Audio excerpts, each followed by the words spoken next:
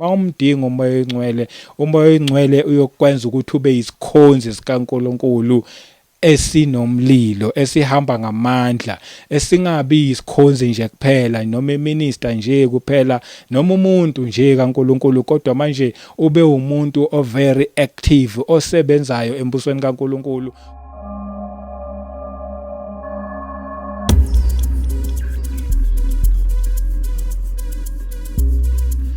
Welcome once again kwikota 2 Media. Igama lami ngomduduzi ngwakashabanga. Ngibingelela abangcwele bonke kwindawo zonke la kufinyelela khona le message.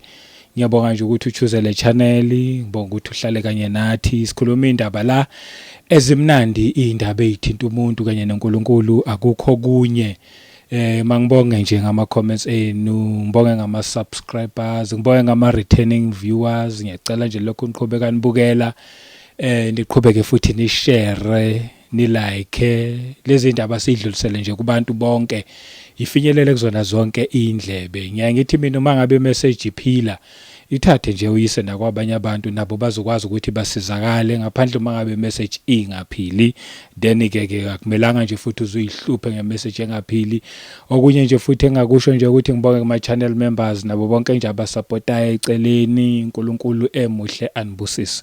Ngiyohlala nginibonga njalo because enikwenzayo kukhulu ngendlela eyisimangaliso. Kuyasiza kulo msebenzi esiwenza ukuhambisa ivangeli, sikwazi nje ukuthi sifinyelele sikhone nokwenza izinto iningi, izinto ezi behind the scenes abantu abangazazi. But ke namhlanje sizoqhubeka ngazo indaba zezwi because lana nje sikhuluma nje ngomuntu noNkulunkulu kuphela.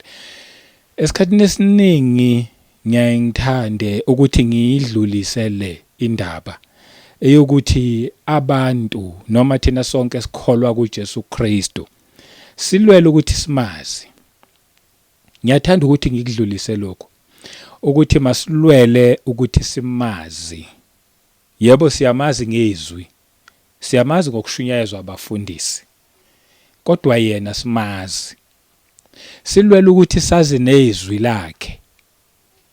Uthe ezami ziyangazi nami ngiyazazi, aphinde athi futhi ezami ziyalizwa izwi lami zingilandele.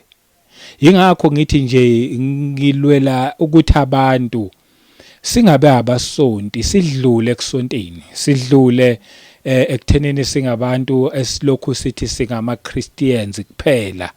Yebo siyiwona impela ama Christians, but makungapheleli lapho, makungaphelele ekuthenini uthi nami ngumzalwane noma nami ngiyiborn again. Lwela ukwazana naye. Kubalulekile ukuthi umazi naye akwazi, ulazi nana nezwi lakhe. Kubalulekile khona ngeke uzulandele noma ngabe yiphi enye voice, ngoba maningi ama voices akhona la ngaphandle. Manje mawungamazi uyalandelana noma ngabe ubani omunye oqhamukayo. That's why ngikhalela nje ukuthi abantu engathi bangamazi yena uJesu Kristu. Mawungamazanga uyolandelana noma ngabe ubani oqhamukayo, uyothuswa noma ngabe yini nje eqhamukayo nje ethi uNkulunkulu. Uthola ukuthi sekuqhamuke nokunye okuthi uNkulunkulu makusho kanti akuthonywanga uyena, kuhamba ngezinye inhloso. Mawungalazi izwi lakhe uyogcina ulalela ngisho nama voices are wrong, because na wrong ama voices awaqhamuki wrong, aqhamuka nje kuama voices ebukeka engazathi akhuluma iqiniso kanti iqiniso elinamanga. Kusho ukuthi amanga. Mawungazange wazane naye, masingadlulwa abantu abangakholwa. Abantu abangakholwa bayayazi into abayilandelayo. Uma ungakubhekisisa nje abantu abangamfuni uJesu, eKZN nje khona lo nkulunkulu abamlandelayo bayamazi. Bamlandela nje bayamazi. Bathi uNkulunkulu, thina siyaza kusuyena uNkulunkulu. Masingadlulwa abantu bonke, angijaji mangisho kanje, angehluleli, kodwa nje ngikhuluma nje iqiniso. Khona nje izangoma ziyazogogo ezibalandelayo. Athi umuntu ungangenwa ugogo, futhi angakuchazela nokuthi lo gogo wangena unjani. Kanjalo nenyanga, mhlawumbe uma ngabe umkhulu uyokutshela ukuthi ngangenwa umkhulu onje owayenje egqoke kanje. Thina silandela inkosi ephilayo, okwethu noma yethi message khona iyaphila esiyilandelayo, kodwa le nkosi asiyazi. ngikhalela nje ukuthi abantu bazane nenkosi bekukhona uMam Rose la elethi message ekhuluma ngokubuya kwenkosi. Angazi ukuthi bangaka sebeyibukelile leya video, angazi bangaka abayizwile ukuthi ngalelilanga leli isibuyi inkosi izolanda. Abayaziyo yibona bazokwazi futhi ukuyibona uma ngabe isibuyi izolanda abayo. Kanjalo nabazi izwi layo uma ngabe sikhuluma isimemeza, abalaziyo izwi layo yibona bayolizwa lelo zwi bese beyalandela. Manje inkinga uma ngabe uzolandela ukholwe kodwa ungazananga naye ngoba ugcina umzalwane nje, yabona, kanti bekufanele ukuthi siphelele kule nkosi sazane nayo. Andeke-ke iyodwa indlela yokwazana noJesu Kristu, azikho ziningi, ukuthi nje okokuqala ifoundation yakho konke, vuma ngomlomo wakho ukuthi uJesu inkosi nomsindisi wokuphila kwakho, ukholwe ngenhliziyo ukuthi uNkulunkulu wamvusa kwabafileyo. Once wekholwa, wavuma ngomlomo, wamconfess ukuthi uyinkosi nomsindisi wokuphila kwami, waphinda futhi wakholwa ukuthi njengoba usuconfesse yena njengeinkosi nomsindisi, nezono zakho seyithethelelwe, bese uyahamba uyobhabhadiswa. Yabona-ke lapho-ke iyona foundation yokuqala, but akupheleli lapho. Iningi lethu sifika nje size lapho bese siyama lapho, singabe sisadlulela phambili. Cha, akupheleli lapho, kuyadlulelwa naphambili. Kule message engizoyi-introduce-ke namhlanje ukuthi kuyadlulelwa naphambili, kufanele ukuthi-ke manje bese uyagcwaliswa ngomoya ongcwele. Kushuthi manje kufanele ukuthi uma ukholwa kuJesu uphinde futhi ugcwaliswe ngomoya ongcwele. Umoya-ke manje ongcwele uyena ozokwazi ukukwambulela uJesu, uyena manje oyokwazi ukukubonisa uJesu Kristu, uyena manje ozokwazi ukuthi mangabe ekhuluma uyazi nevoice yakhe uNkulunkulu omlandelayo, ungeze ukulandela nganoma ngabe yini. I think abantu abaningi balekhe when it comes to that part kamoya ongcwele. Abantu bayamlandela uJesu Kristu, yebo, kodwa abakholwa kumoya ongcwele. Mhlawumbe futhi bayamazi vele umoya ongcwele, kodwa manje abazi kakhulu ngaye ukuthi umoya ongcwele ungumuntu. Mhlawumbe abanye bacabanga nje ukuthi umoya ongcwele yinto, mhlawumbe into ethile ebizwa ngomoya ongcwele. Cha, umoya ongcwele umuntu, uyakhuluma futhi uyabona, umuntu nje uphelele. Umoya ongcwele unguNkulunkulu futhi umoya ongcwele. Umoya ongcwele ubuthathu bukaNkulunkulu, unguNkulunkulu uphelele. Siyamdinga mangabe sihamba lendlela, ngeke sihambe lendlela ngendlela efanele nangendlela ephelele ngaphandle kamoya ongcwele. Wathi uma ngabe khuluma uJohn umbhaphatisi encwadini kaMatthew chapter 3, ake ngifunde nje la kuMatthew chapter 3 verse 11. Wathi uma ngabe khuluma uJohn umbhaphatisi wathi, I indeed baptize you with water unto repentance. uJohn umbhaphatisi yena wayebabhabhadise batshela nje ngokuphenduka. Bebethi mabebhabhadiswa bebebhabhadiselwa irepentance noma ukuphenduka ngesikhathi sika John. Uthi but he who is coming after me is mightier than I. Uthi kodwa kukhona ozemva kwami, emva kwakhe uJohn. Uthi lo unamandla kunaye. Uthi whose sandals I'm not worthy to carry, even nezicathulo zakhe angilungele ukuthi ngingaziphatha. Okusho ukuthi lo zemva kwami angikwazi ngisho nokuhamba enyathelweni zakhe ngoba mkhulu, unamandla kunami. Bese ethi he will baptize you with the Holy Spirit and fire. Uyakunibhabhadisa ngomoya ongcwele nangomlilo. Uyam-introduce ozemva kwakhe and igama lakhe nguJesu Kristu, lo esimshumayelayo, lo kumele bonke abantu bakholwe kuyena. Uthi kodwa kupheleli lapho, lona kozemva kwami futhi uphinda abhabhadise yena futhi, igama lakhe nguJesu Kristu, ubhabhadisa ngalophu uhlobo, uthi ngomoya ongcwele nangomlilo. Yiwo lo engizokhuluma ngaye. Angeke nje indaba yakhe ngize ngiyikhulume ngiqede ngelanga elilodwa ngokuholwa nguNkulunkulu, yena nje osisiza ukuthi soyahamba kanjani siyikhuluma ngalophu uhlobo, kodwa yena uyena osisiza khona konke. Uma ngake ubuyele emumva kulesa sikhathi lesiya sika Moses, uMoses nange ehambele elusile lithi izwi likaNkulunkulu uthi elusile ubona isihlahla siyasha, kodwa lesihlahla mayethi asibheka siyasha, lesihlahla lesi yebo siyasha kodwa asipheli, kodwa umlilo ukhona kusona kodwa asipheli. Into eyayenzeka ngalesi sikhathi lesiyana kuMoses okwakwenzeka kuyena kwakuyi baptism yawo umoya ongcwele in a form of a fire. Yingakho ethi nje uJohn umbhaphatisi uyakonibhaphathisa ngomoya oyingcwele nangomlilo, but ngesikhathi kwenzeka ngesikhathi sikaMoses wayebona loya mlilo loyana kwakuyibaptism kamoya oyingcwele kanjalo futhi nangomlilo, ngoba kwakunomsebenzi uMoses ayeyowenza okwakufanele ukuthi makathunywe yowenza, and siyazi ukuthi wayethunywa ukuyokhipha abantwana bakwa-Israyeli eGibhithe. Wayewudinga umoya oyingcwele, wayengeke ahambe engenawo umoya oyingcwele.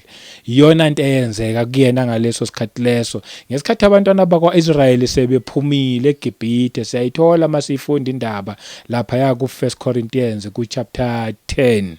Siyathola ukuthi abantwana bakwa-Israyeli bathi uma ngabe behamba olwandle bangena badabula ulwandle olubomvu, amanzi ama ngapha aphinde futhi amanzi ama nangapha, bona bahamba emhlabathini owomileyo. And siyathola ukuthi ngesikhathi behamba kulomhlabathi owomileyo amanzi emile ngapha nangapha, baptism kwakuyisimboli yebaptism kamoya oyingcwele eyayenzeka kubona ngaleso sikhathi leso, ngoba manje bekufanele ukuthi mabehamba noNkulunkulu bahambe futhi benomoya oyingcwele beya kuphi beKhenani. Uma ngabe uyifunda futhi lencwadi yathola kuizenzo ku chapter 2 elithi iBhayibheli bathi behlangene, mhlambe futhi le ibaluleke kakhulu ukuthi siyifunde singayikhoti kuphela.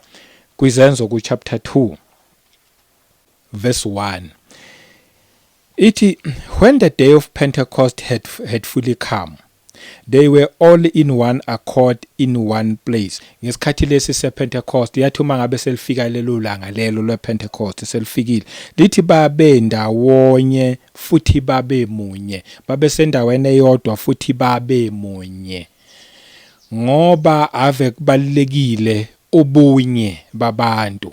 Ave kubalekile ubunye bamakholwa, hayi amakholwa divided kodwa bekhonza inkosi eyodwa, amakholwa athe ilandela lenkosi kodwa ebe emunye, eyinto eyodwa, ebambisene, esizana ekukholweni, ekhulisana, ethandana lamakholwa. Lithi iBhayibheli babe munye futhi babe sendaweni eyodwa.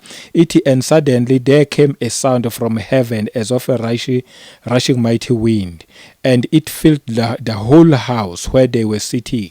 Kwaqhamuka umoya omkhulu, and lo moya lo wase ugcwala yonke indawo lapha ababehleli khona. But na indaba la ngifuna ukuthi ngibe kuyona, since ngikhuluma ukuthi uthi uJohn umbhaphatisi loze emva kwami uyakubhaphathisa ngomoya oyingcwele nangomlilo.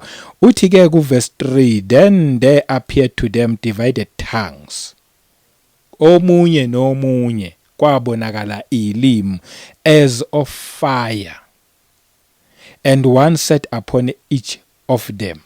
Lezi limi ezabonakala kubona kwaba yilimi zomlilo ezazihleli komunye nomunye, and baqala vele liyasho iBhayibheli mawuqhubeka ulifundo uthi baqala bakhuluma ngezilimi, and that was the baptism of fire. Yingakho ethi uJohn umbhaphatisi nakubhaphatiswa ngomoya oyingcwele nangomlilo. Ithi uma ngabe usuyifunda futhi lapha yako maHebrews, nayo futhi balekile ukuthi siyifunde. Chapter 1 verse 7, and of the angels he says, who makes his angels spirits. Na indaba nje ngifuna ukuyithinta, and his ministers a flame of fire. Lithi abakhonzi bakhe wabenza baba ngamalangabi omlilo, his ministers a flame of fire. Ngeke kube nalomlilo ungazange wathola this baptism of the Holy Spirit. Angeke.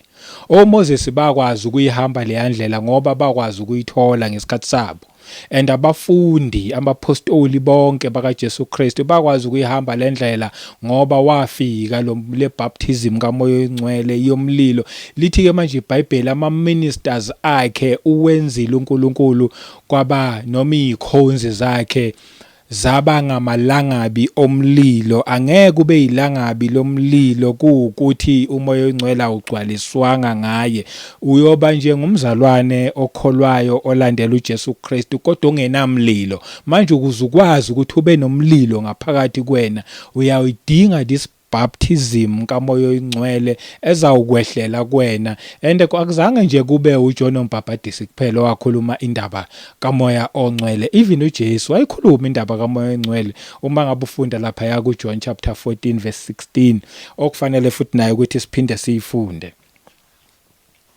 Ithi ku verse 16, and I will pray the Father, kusho uJesu Kristu, and I will pray the Father, ethi uzawukhuleka kubaba noma uzocela ubaba, and he will give you another helper. Ubaba uyokunikeza umsizi. Hey, lo moya oyingcwele lo ungumsizi futhi kuthina, yingakho siwudinga.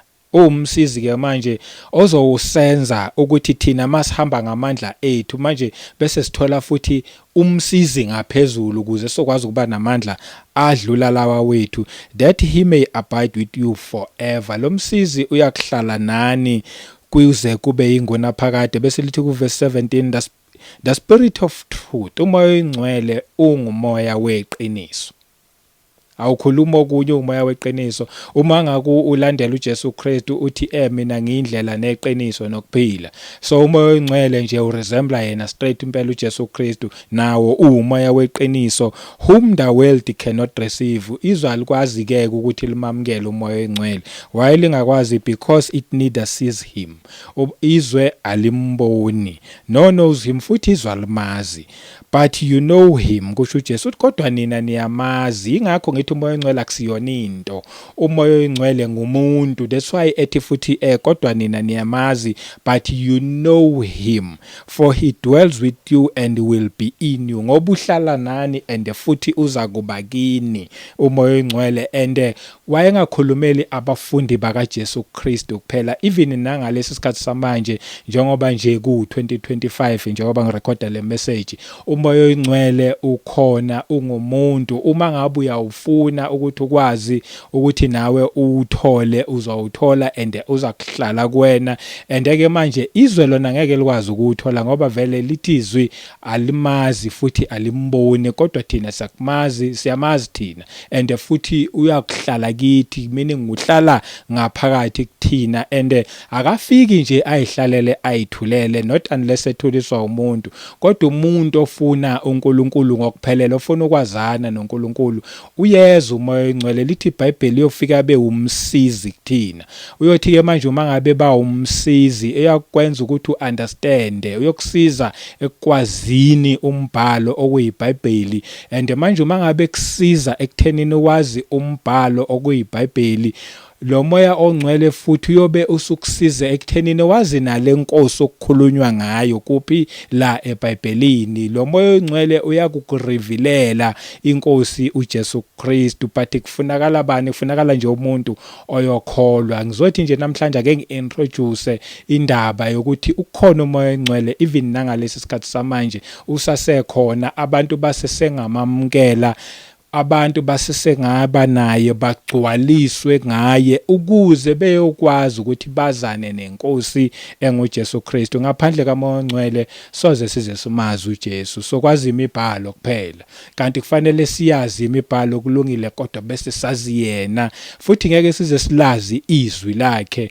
ngaphandle kamoya ongcwele. That's why ethi uJesu uyofika abe umsizi kuthina ukuze sokwazi ukuthi sihlukanise, sikwazi ukuthi sizwe izwi okungesilona nezwi okuyilona lona, and bese sikwazi ukuthi sihambe ngezwi okuyilona lona, provided siyahlala kwiNkosi uJesu Kristu, provided siyamdinga umoya oyingcwele. Ma umdinga umoya oyingcwele, umoya oyingcwele uyokwenza ukuthi ube yisikhonzi sikaNkulunkulu esinomlilo esihamba ngamandla, esingabi isikhonzi nje kuphela noma iminister nje kuphela noma umuntu nje kaNkuluNkulu, kodwa manje ube umuntu o very active osebenzayo embusweni kaNkuluNkulu, kubonakala ukuthi ngempela ungumlandeli wakhe, but sowusizwa nguye ngokuthi sigcwaliswe ngaye. Endaweni eziningi imessage engashunyayelwa le, endaweni eziningi kushunyayelwa ama message ama prosperity, kushunyayelwa ama message nje lawa athi nje woza uzo receive ama blessings ezinto zasezweni. Yebo,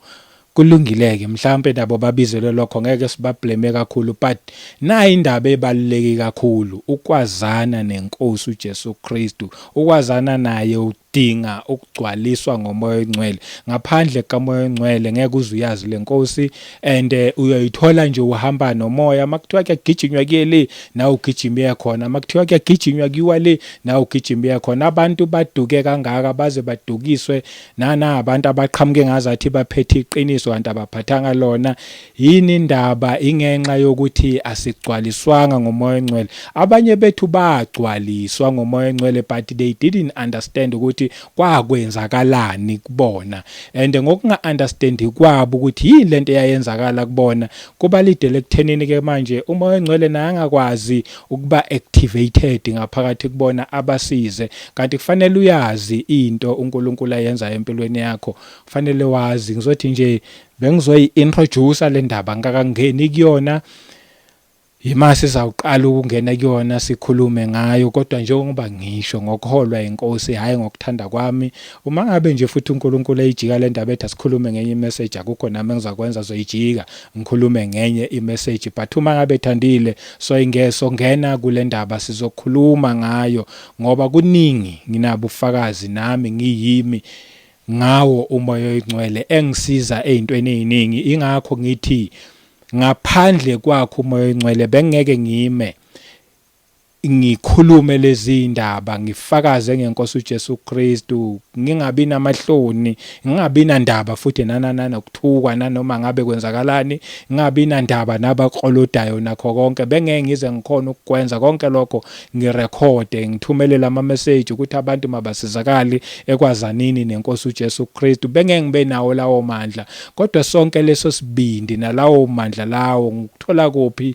Ngokugcwaliswa ngomoya ongcwele. Mhlambe nawe unamahloni ekusebenzeleni uNkulunkulu, ingenxa yokuthi akagcwaliswa ngalomoya ongcwele, ngoba sonke uma sikholwa siyamdinga, and umoya ongcwele uyakusilidela kuphi? Ekwazaneni nenkosi uJesu Kristu. But nje bengisakhuluma ngalawo mazwi namhlanje, akuthi ngomusa wenkosi yethu uJesu Kristu masihlangana futhi kwividi elandelayo bese siyayiqhubeka ke le ndawo sithi ukungena deep ngayo kule ndaba le ngomusa wenkosi yethu uJesu Kristu. Anigcine anibusise kwindawo zonke emakhaya. uNkulunkulu emuhle. Amen.